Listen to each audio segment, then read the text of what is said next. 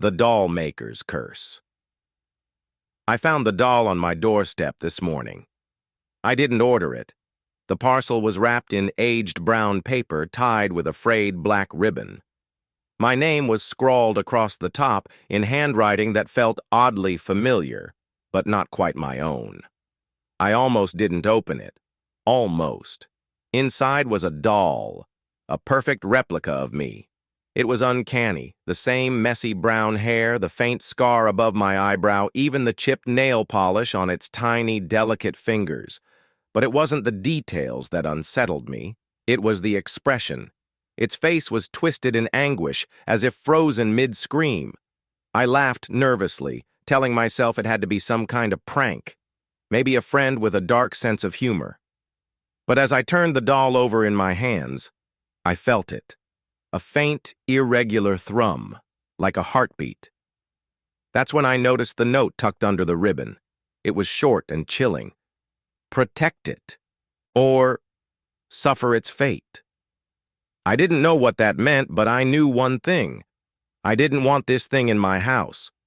I shoved it back into the box, dumped it in the trash, and tried to forget about it. By nightfall, I couldn't sleep.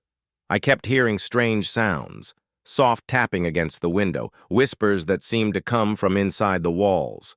At first I thought I was imagining it, until the footsteps started. They weren't heavy. They were light, deliberate, like a child sneaking across a wooden floor. But I lived alone. I grabbed my phone and opened the camera app, hands shaking. It was stupid, I know, but I wanted to prove to myself I wasn't crazy. Slowly, I panned the camera around my bedroom, breathing shallowly as the screen lit up the dark. There was nothing there, until I turned the camera toward the foot of my bed. I froze. In the dim light of the screen, I saw it. The doll.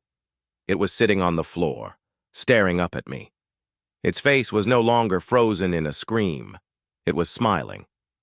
And in its tiny hands, it held a shard of broken glass. I spun around, but there was nothing there.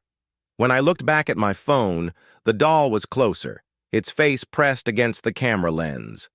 I dropped the phone and bolted for the door. As I yanked it open, I felt something brush against my ankle, something cold and sharp. The next thing I knew, I was sprawled on the floor, my leg bleeding. The doll was standing in the hallway now, its head tilted at an unnatural angle.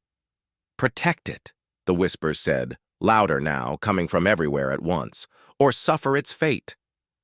I grabbed the doll, ignoring the searing pain that shot through my hand as I touched it.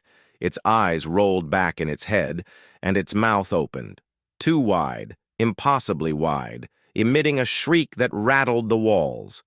Desperate, I stuffed it back into the box and ran outside, tossing it into the fire.